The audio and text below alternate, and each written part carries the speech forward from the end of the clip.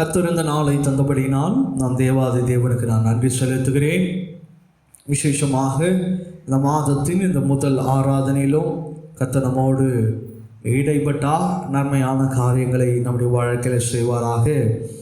இன்றைக்கு கூட ஆண்டவர் தியானத்துக்கென்று இன்றைக்கி ஆண்டவர் விசேஷமான ஒரு வார்த்தைகளை நம்மோடு பேசுவாராக. தொடர்ந்து அநேக காரியங்களை நமக்கு நமது சபையின் மூலமாக அநேக வார்த்தைகளை ஆண்டவர் இடம்பெற்று கொண்டிருக்கிறார். தேவ பக்திக்குரிய காரியங்களை ஆண்டவர் நம்முடைய ஆலயத்தில் அந்த பேசி கொண்டிருக்கிறார். இந்த நாளில் கூட தேவ வசனம் நம்முடைய இருதயத்தில் இருந்தால் நம்முடைய வாழ்க்கையில் என்னென்ன காரியங்கள் நடக்கும் என்பதை குறித்து கூட ஆண்டவர் நம்மோடு இடைபட போகிறார். இடத்தில் வாசிக்கலாம்.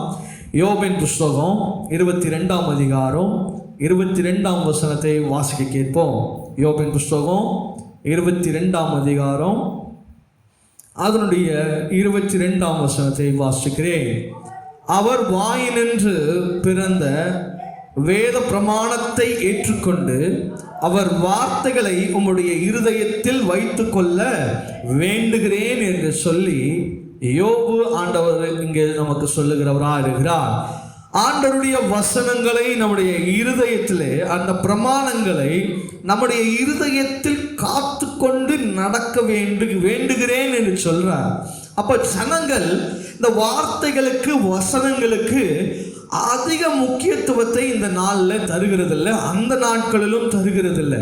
அதனால தான் யோபு சொல்றாரு, இந்த வசனங்களை உங்கள் இருதயத்தில் நீங்க வைத்து கொள்ளுங்கள் என்று சொல்லி நான் வேண்டுகிறேன், நான் ஜெபிக்கிறேன் அப்படின்னு சொல்லி யோபு சொல்லுகிறார். இந்த வார்த்தைகளை மறுபடியுமாக இந்த நாட்களிலே உங்களுக்கு நான் ஞாபகப்படுத்த விரும்பப்படுகிறேன்.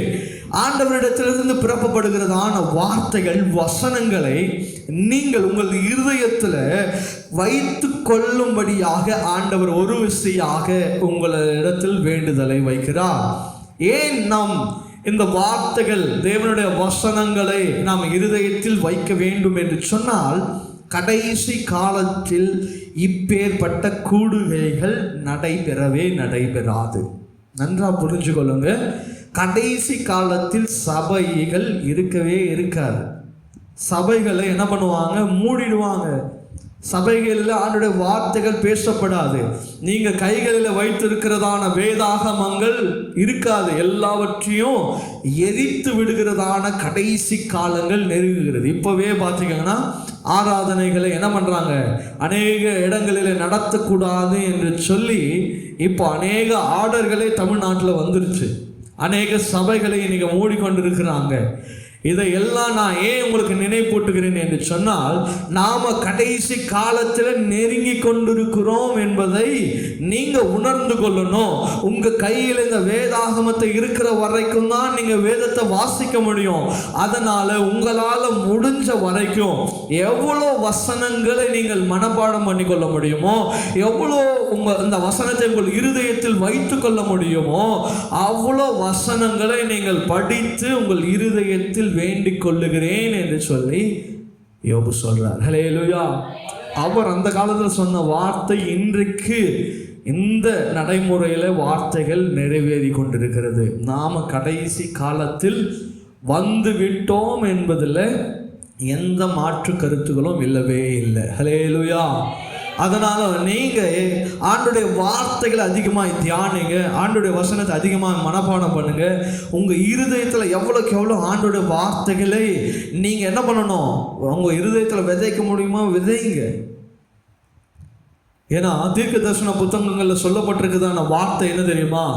வசனங்களை கேட்க கூடாதபடிக்கு பஞ்ச காலங்கள் வரும். என்னவா?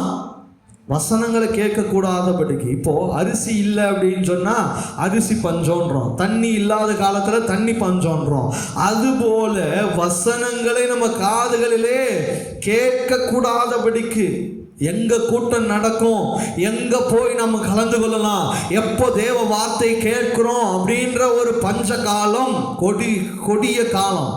அது பஞ்ச காலம் சொல்றதை விட கொடிய காலம். அப்பேற்பட்ட காலங்கள் மிக சமீபமாக இருக்கிறது. ஜாக்கிரதை உள்ளவர்களாக நாம் இருக்க வேண்டியது அவசியமாக இருக்கிறது. உங்களுடைய வேத வசனங்களை, வார்த்தைகளை உங்கள் இருதயத்தில் நீங்கள் என்ன பண்ணிக்கொள்ளுங்க, வைத்துக்கொள்ளுங்க. நம்ம உடனே சொல்லலாம், பைபிள் இல்லைன்னா நம்ம கையில் செல்ஃபோன் இருக்கு, அதுலேயே என்ன இருக்கு?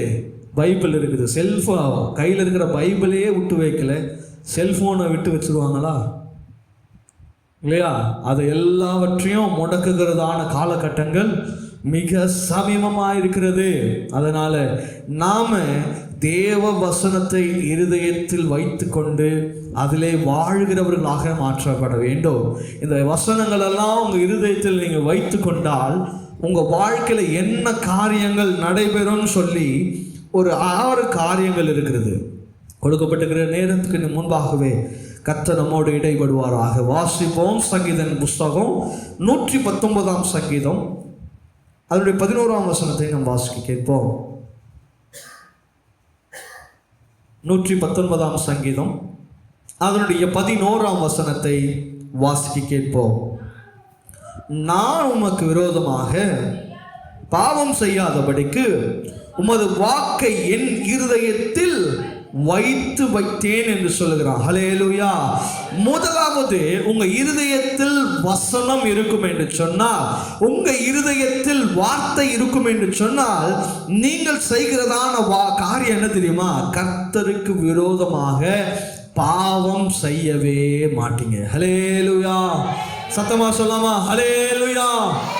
நம்ம இருதயத்தில் ஆண்டவருடைய வசனம் இருக்குமானால், வார்த்தை இருக்குமானால், உங்க இருதயத்தில் அப்பேற்பட்ட காரியங்களை நீங்க விதைச்சு வச்சிருந்தீங்கன்னு சொன்னா, முதலாவது காரியம், கர்த்தருக்கு விரோதமாக நாம பாவம் செய்யவே மாட்டோம்.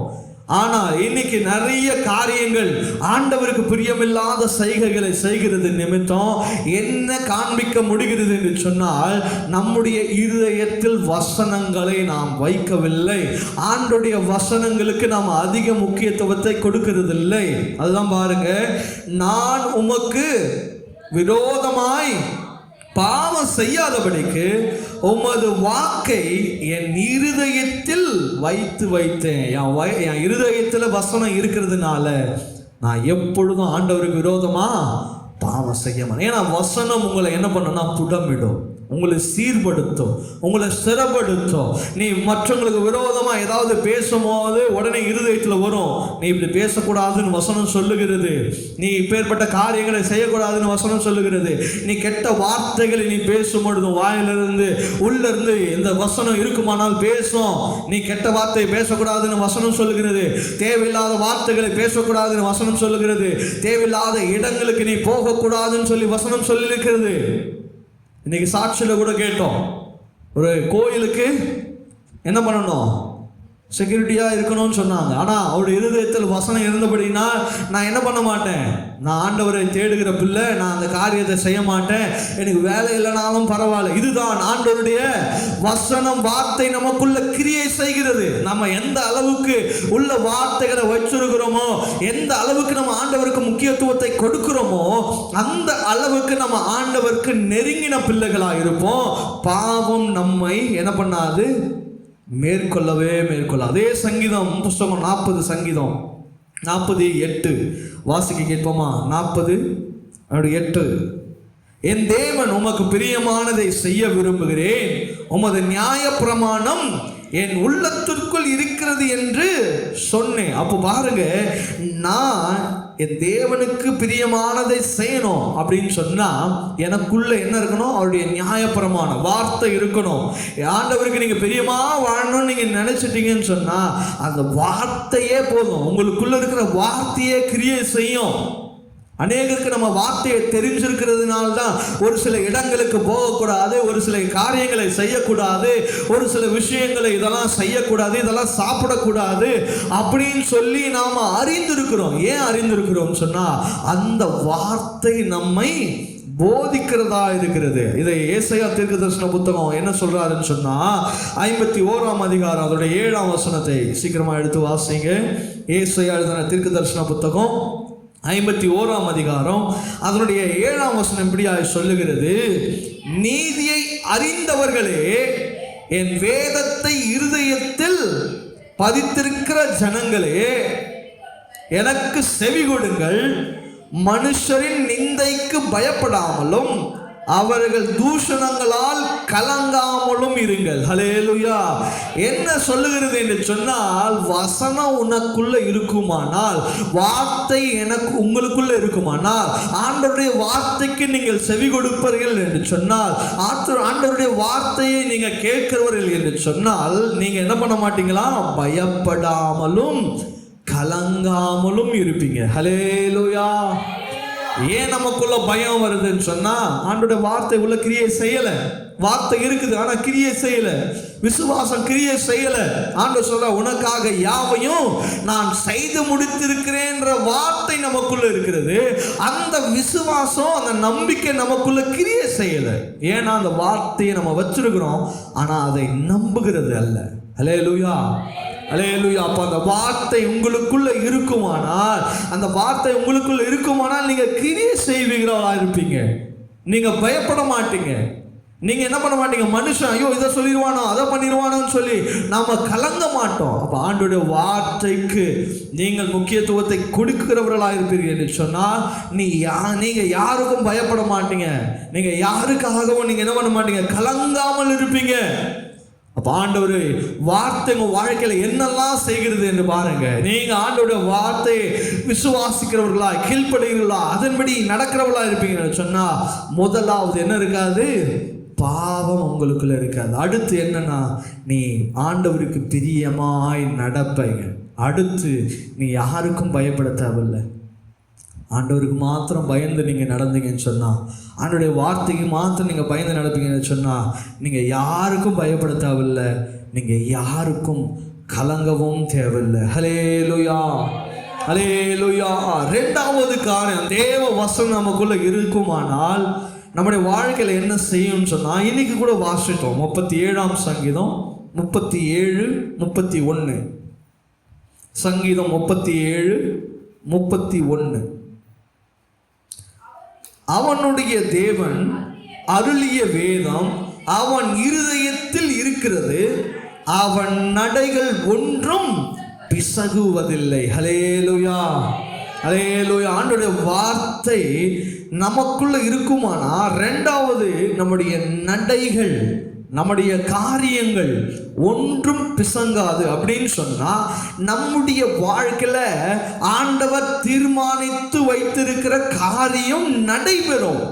இன்னைக்கு நிறைய பேர் பின்மாற்றத்தில் வாழ்ந்து கொண்டிருந்தவங்க பின்மாற்றத்தில் போகிறதுக்கு காரணம் என்னவென்று சொன்னால், இந்த வார்த்தை அவங்க இருதயத்தில் காணப்படாதது காரணம் தான்.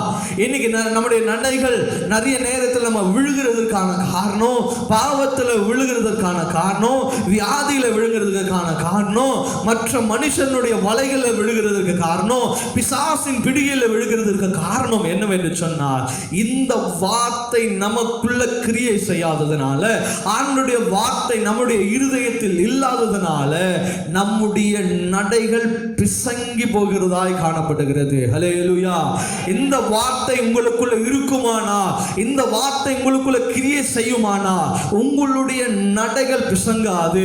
நீங்க பின்மாற்றத்துக்கு பின்னாடி போகவே மாட்டீங்க. ஹல்லேலூயா, ஹல்லேலூயா.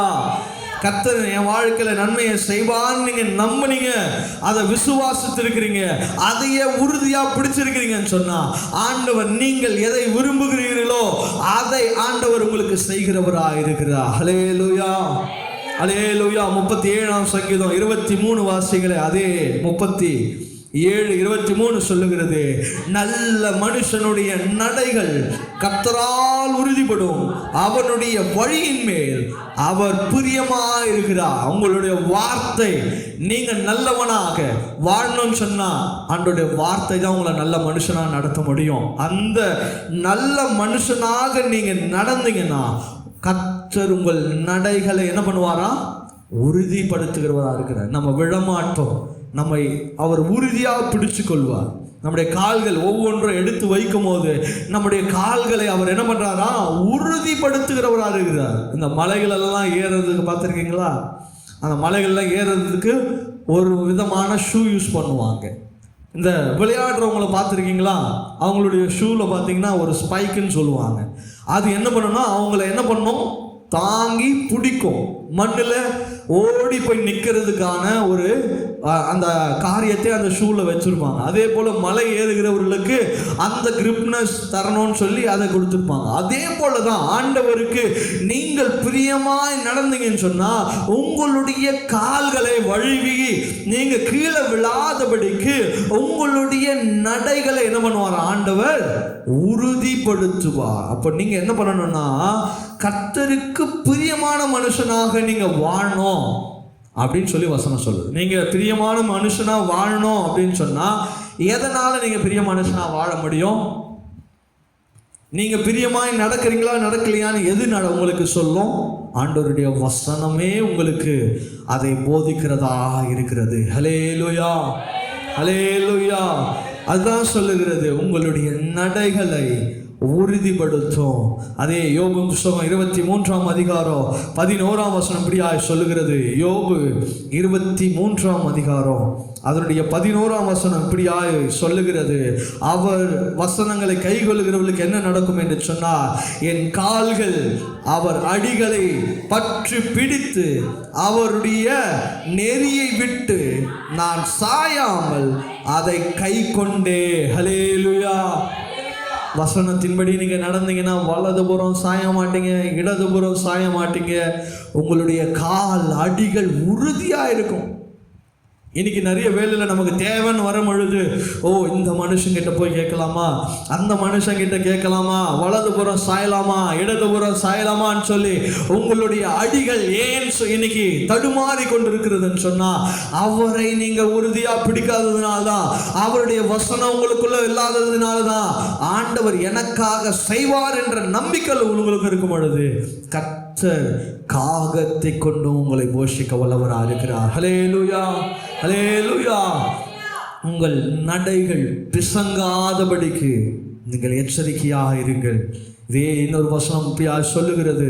நீதிமொழிகளின் புஸ்தகம் 4ஆம் அதிகாரம் 4ஆம் வசனத்தை நாம் வாசிப்போம்.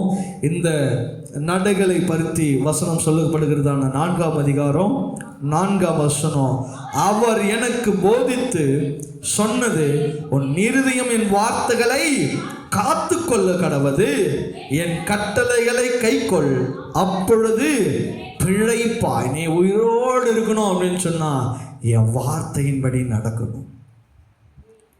பின்மாறி போகிறதுனால ஒரு பிரயோஜனமும் கிடையாது. இயேசுவை ஏற்றுக்கொண்டு நீ விட்டு விலகி வழி விலகி போகிறதுனால நீங்க தான் என்ன பண்ண போகிறீங்க? ஆண்டவரை விட்டு தூரமா போக போறீங்க.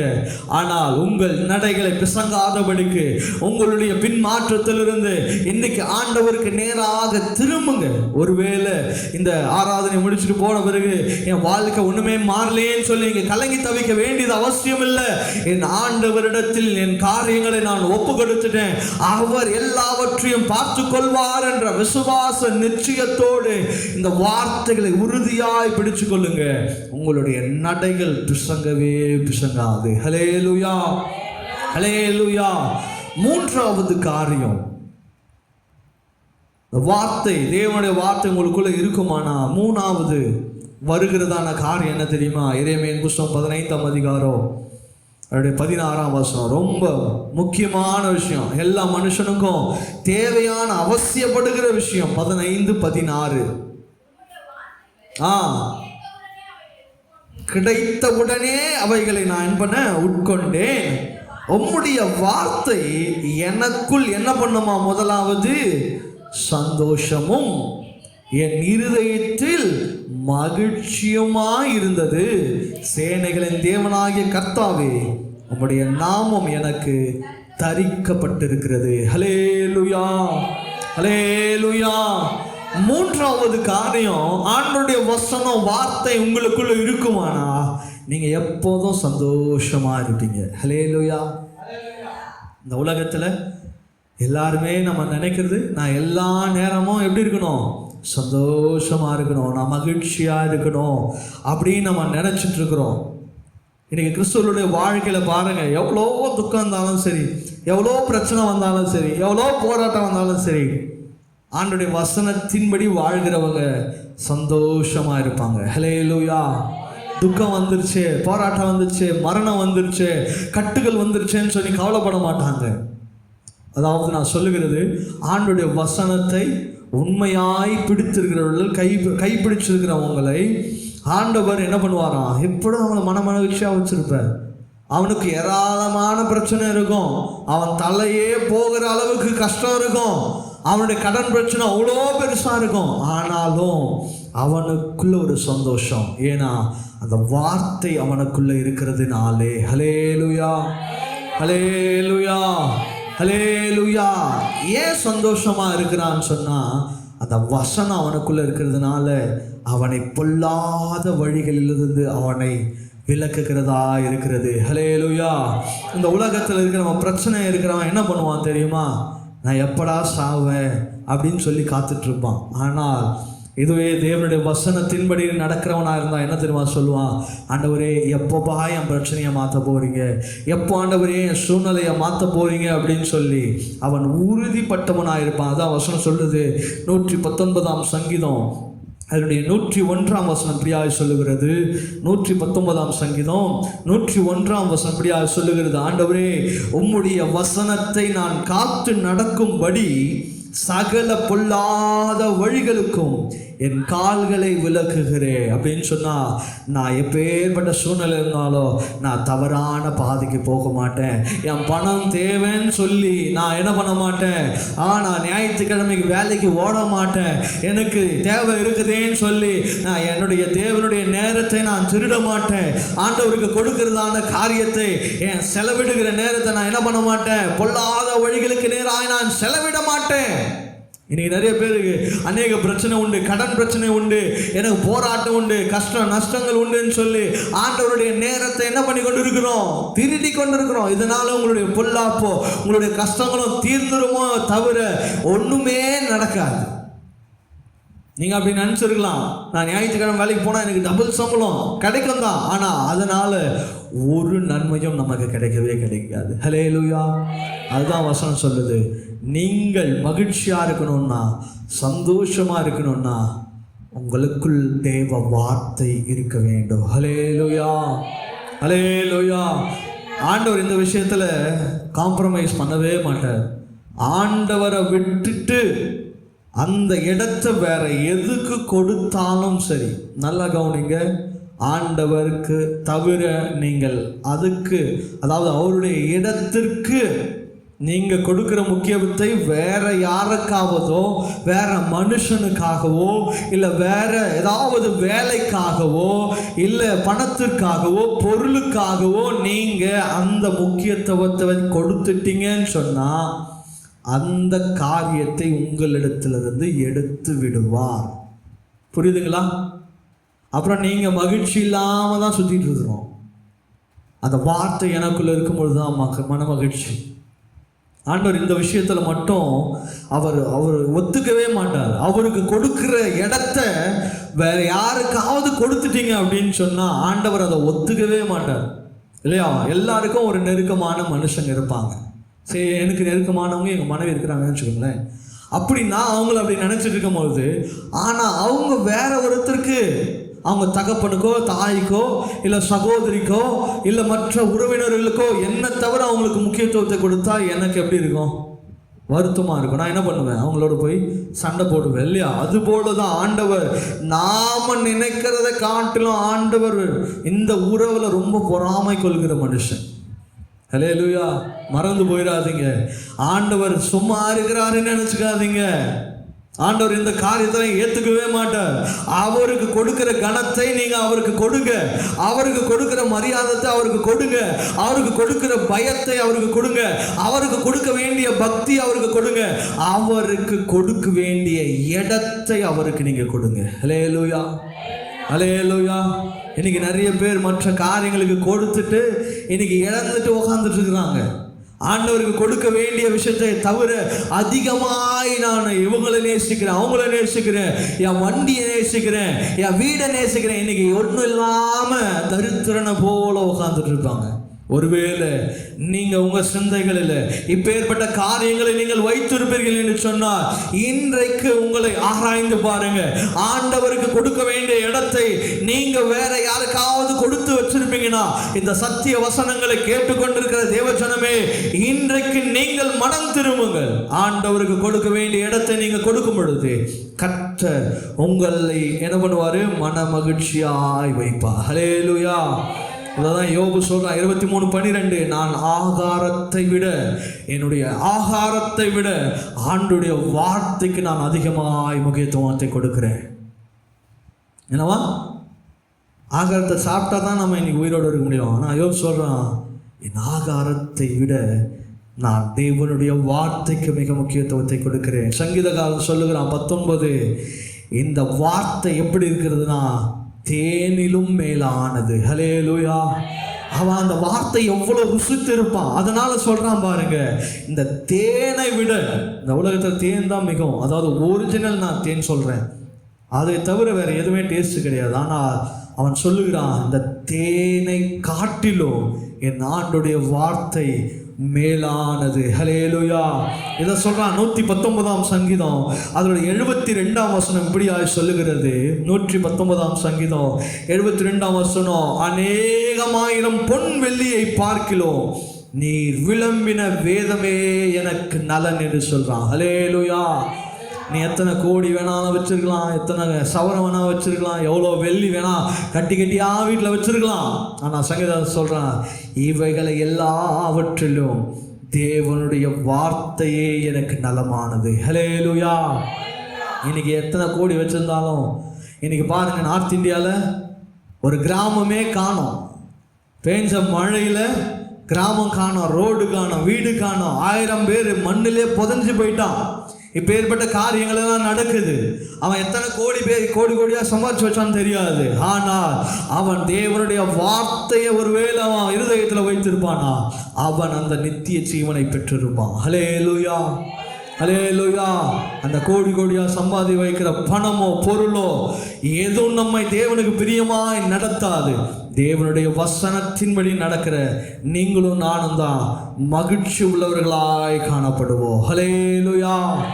ஹல்லேலூயா. 4வது காரியம், லூக்கா எழுதின சுவிசேஷ புத்தகம் 8ஆம் அதிகாரம் அதனுடைய 15ஆம் வசனத்தை வாசிக்க கேட்போம். லூக்கா எழுதின சுவிசேஷ புத்தகம் 8ஆம் அதிகாரம் அதனுடைய 15ஆம் வசனத்தை வாசிக்க கேட்போம்.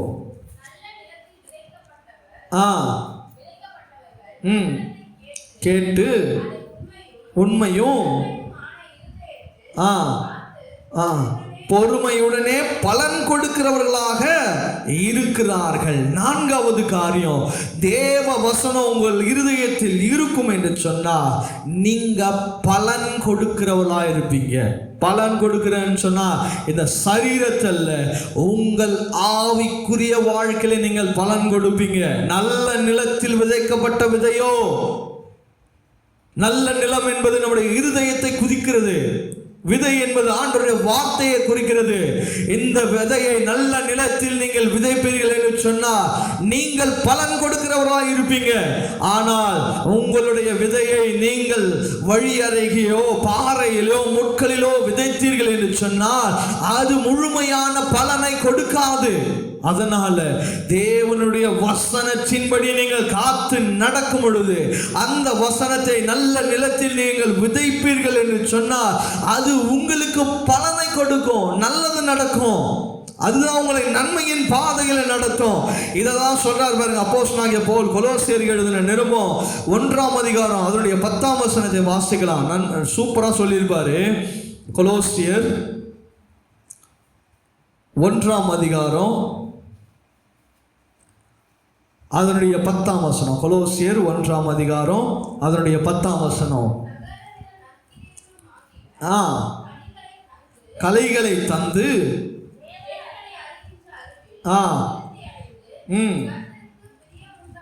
பிரியமுண்டாக அவருக்கு பாத்திரமாக நடந்து கொள்வோம். ஹல்லேலூயா. நீங்க ஆண்டவருக்கு பிரியமாய் நடக்கணும், கனி கொடுக்கணும் அப்படின்னா, நீங்கள் கர்த்தருக்கு பிரியமாய் நடக்கணும்னா அந்த வசனத்தின்படியாக, வார்த்தையின்படியாக தேவனுக்கு பாத்திரமாய் நீங்கள் நடக்கணும். இல்லையா? ஆண்டவருக்கு பிடிக்கணும்னா ஆண்டவருக்கு பிடிச்ச மாதிரி நடக்கணும். எங்கள் அப்பாவுக்கும் எங்கள் அம்மாவுக்கு பிடிச்ச மாதிரி நான் இருக்கணும்னா அவங்க சொல்லுகிற காரியங்களை நடக்கணும். அப்போ ஆண்டவருக்கு நான் பிடிச்சவனா பாத்திரவனா மாறணும்னா ஆண்டவர் என்ன வார்த்தைகளை சொல்லுகிறாரோ, என்ன வசனங்களை சொல்லுகிறாரோ அதன்படியாய் நான் நடந்து கொள்ளணும். இது ரோமருக்கு எழுதின நிருபத்தில் அப்போஸ்தலனாகிய பவுல் சொல்றார். 6ஆம் அதிகாரம் அதனுடைய 22ஆம் வசனம் நமக்கு இப்படியாய் போதிக்கிறது. அப்போஸ்தலர் 6ஆம் அதிகாரம், ரோமருக்கு எழுதின நிருபம் 6ஆம் அதிகாரம் அதனுடைய 22ஆம் வசனம் அப்போஸ்தலனாகிய பவுல் அருமையாக சொல்லப்படுகிறதான காரியம். இப்பொழுதும் நீங்கள் பாவத்தினின்று விடுதலையாக்கப்பட்டு தேவனுக்கு அடிமைகளானதினால் பரிசுத்தமாகுதல் உங்களுக்கு கிடைக்கும் பலன் முடிவோ நித்திய ஜீவன். ஹல்லேலூயா. நீங்க ஆண்டவருக்காக பிரியமா வாழ்ந்தீங்கன்னு சொன்னா உங்கள் முடிவு என்னவா இருக்கும்னு சொன்னா நித்திய ஜீவனாக இருக்கிறது என்று சொல்லியிருக்கிறார்.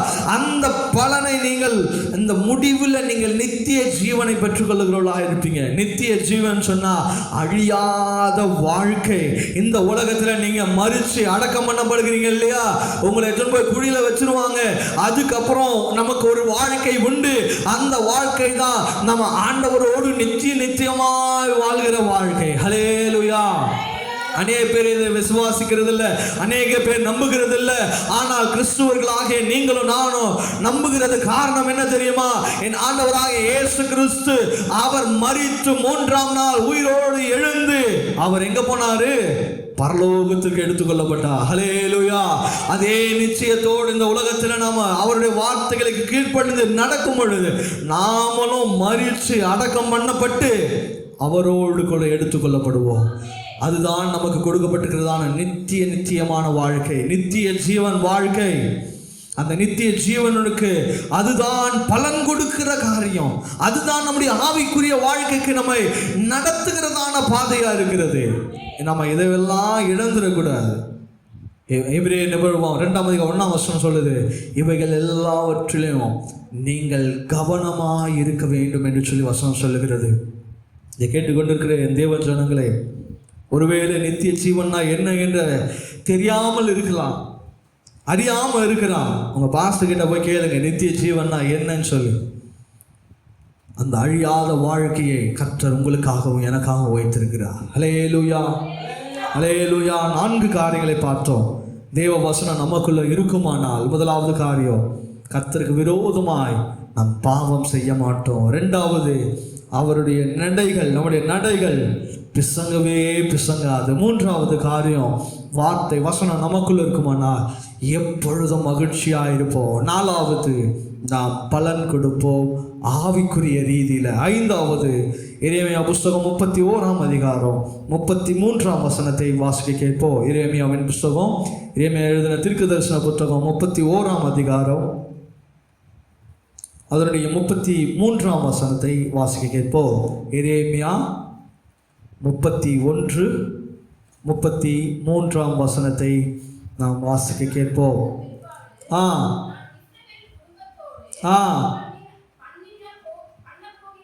பண்ண போகிற உடன்படிக்கையாவது, நான் என் நியாய பிரமாணத்தை அவர்கள் உள்ளத்திலே வைத்து அதை அவர்கள் இருதயத்திலே எழுதி நான் அவர்கள் தேவனாய் இருப்பேன், அவர்கள் என் ஜனமாய் இருப்பார்கள் என்று கர்த்தர் சொல்லுகிறார். ஹல்லேலூயா, ஹல்லேலூயா. 5வது காரியம், கர்த்தர் நமது தேவனாய் இருப்பார். ஆண்டுடைய வசனம் உங்களுக்குள்ள இருக்குமானால், ஆண்டுடைய வசன வார்த்தைகள் உங்களுக்குள்ள கிரியை செய்யுமானால், ஆண்டவர் உங்களுக்கு தேவனாய் இருப்பார். இப்ப யாருப்பா இருக்கிறாங்க அப்படின்னு சொல்லி உங்களுக்குள்ள கேள்வி வரும். நாம ஒருவேளை அந்நிய காரியங்களுக்கு முக்கியத்துவத்தை கொடுப்போம், தேவனுக்கு பிரியமில்லாத காரியத்திற்கு முக்கியத்துவத்தை கொடுப்போம். வார்த்தை உங்களுக்குள்ள இருக்குமானால் அந்த வார்த்தை நம்ம என்ன பண்ணோம்? தேவனுக்கு முக்கியத்துவத்தை கொடுக்கும், தேவனுக்கு பிரியமாய் வாழ்கிறதை கொடுக்கும். யாராவது ஞாயிற்றுக்கிழமை பாப்பா வெளியே போகலாம், ஃபங்க்ஷன் இருக்குதுன்னு கூப்பிட்டா என்ன சொல்லலாம்? நான் என் தேவனுக்கு பிரியமானவன், அவருக்கு பிள்ளையானவன். நான் எங்கே போனோம்? முதல்ல சபைக்கு போகணும். அதுக்கப்புறம் தான் வேலையாக இருக்கட்டும், ஃபங்க்ஷனாக இருக்கட்டும், சொந்தக்காரனே வீட்டில் வந்து ஞாயிற்றுக்கிழமை உக்காந்தாலும் சரி, அவனுக்கு கறி சோறு ஆக்கு போடுறது உன்னுடைய வேலைகள் அல்ல. நீ பரலோகத்துக்கு போகாம இருக்கிறதுக்கு இந்த சத்துரு செய்கிறதான காரியம். முதலாவது, உனக்கு உடம்பே சரியில்லை, நீ செத்தே போறதா இருந்தாலும் தேவ சமூகத்தில் வந்து செத்து போயிடுங்க. அதான் வசனம் சொல்லுகிறது. நாம தேவனுடைய ஜனம், அவர் நம்முடைய ஜனமா இருக்கிறபடினால நாம தேவனுக்கு முக்கியத்துவத்தை கொடுக்கிறவர்களா இருக்கணும்.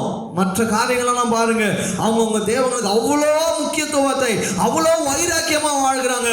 ஆனால் இன்றைக்கு கிறிஸ்தவர்கள் தான் இயேசு கிறிஸ்துவுக்கு அதிக முக்கியத்துவத்தை கொடுக்காத ஜனங்களாக காணப்பட்டு கொண்டிருக்கிறாங்க. இஸ்ரவேல் ஜனங்களையே பாருங்களேன், முறுமுறுத்தாங்க. ஆண்டவர் எவ்வளவு நன்மைகளை செய்கிறார், அவங்க கண் கூட பார்க்கறாங்க. ஆனாலும் அவங்களுக்குள்ள ஆண்டவரை தேடணுன்ற ஒரு எண்ணம் வரல. இதை கேட்டுக்கொண்டிருக்கிற என் தேவ ஜனமே, நீ கர்த்தருக்கு தமது தேவனாக இருக்க வேண்டிய காரியங்களிலே வைங்க. ஆண்டவரை தவிர வேற ஒருத்தரையும் நீங்க தேடாதீங்க. இன்னைக்கு கிறிஸ்தவர்களே, இன்னைக்கு நிறைய குறி சொல்லவர்களையும் மந்திரவாதிகளையும் அநேக காரியங்களையும் சூனியம் பண்ணுகிறவனையும் மந்திரம் பண்ணுகிறவனையும் தேடி போய் கொண்டிருக்கிறாங்க. ரொம்ப நாள் ஜெபிச்சுட்டோம் பாஸ்டர், உங்ககிட்ட ஜெபிக்க சொன்னோம் பாஸ்டர், ஆனாலும் ஒன்றும் நடக்கல. உடனே என்ன பண்ணுறது? அந்நிய காரியங்களை தேடி போகிறது. இப்பேற்பட்ட காரியங்களுக்கு உங்கள் நடைகளை காத்து நடந்து கொள்ளுங்க. கர்த்தர் தமது தேவனாக இருக்க வேண்டும் என்று சொல்லி ஆண்டவர் விருப்பப்படுகிறார்.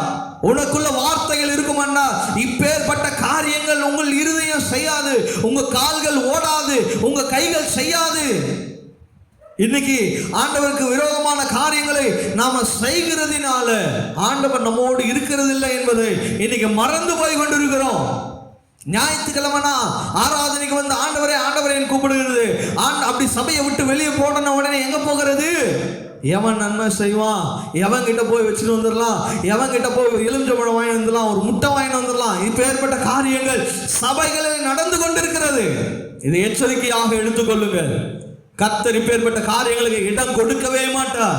இவைகளெல்லாம் செய்துட்டு நான் ஆண்டவருக்கு பிரியமா இருக்கிறேன்னு சொன்னி, நான் ஏசப்பாக்கு அவருடைய பிள்ளையா இருக்கிறேன் நீங்க சொல்லுகிறதுல எந்த பிரயோஜனமும் கிடையவே கிடையாது. ஆண்டவர் சொல்லுவார், நான் உன்னை அறியேன்னு சொல்லுவார். நீ யாருமே எனக்கு தெரியாதுன்னு சொல்லுவார். நீ பரலோகத்துக்கு வருகிறதுக்கு தகுதியற்றவன் சொல்லுவார். நீ என்னையும் தேடுற, உலகம் காரியங்களையும் தேடுற, அந்நிய தேவங்களை நீ தேடுறன்னு சொல்லி ஆண்டவர் என்ன பண்ணுவாரு? உங்க மேல கோபம் கொள்ளுகிறவரா இருக்கிறார். அதை தான் நான் முதலே சொன்னேன். ஆண்டவருக்கு கொடுக்கிற இடத்தை ஆண்டவருக்கு மட்டுமே கொடுங்க. ஆண்டவர் இந்த விஷயத்துல ரொம்ப அவர் பயங்கரமான காலம். ஆண்டவர் நம்முடைய ஆண்டவர் மற்ற காரியங்களெல்லாம் ஒத்துப்பார், ஆனால் அவர் கொடுக்கிற இடத்தை மட்டும் அவர் ஒத்துக்கவே மாட்டார். அதனால தான் ஆண்டவர் கொடுத்ததான கட்டளைகளில் அந்த முதல் கட்டளை அவர் கொடுத்தது, என்னை அன்றி நீ யாரையும் தொழுது கொள்ளக்கூடாது, யாரையும் தேடக்கூடாது. இயேசுவை நம்பி வந்துட்டீங்க அப்படின்னு சொன்னா, இயேசுதான் உங்கள் வழி, இயேசுதான் உங்கள் சத்தியம், அவர் தான் உங்கள் ஜீவன். வேற யாரும் இருக்கக்கூடாது, எந்த காரியங்களும் நமக்குள்ள இருக்கக்கூடாது. இவைகளெல்லாம் நீங்கள் செய்ய வேண்டும் என்று சொன்னார்.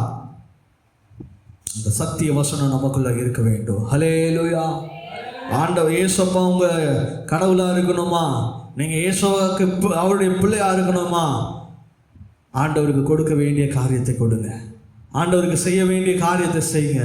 ஆண்டவருக்கு இஷ்டமானதை செய்யுங்க.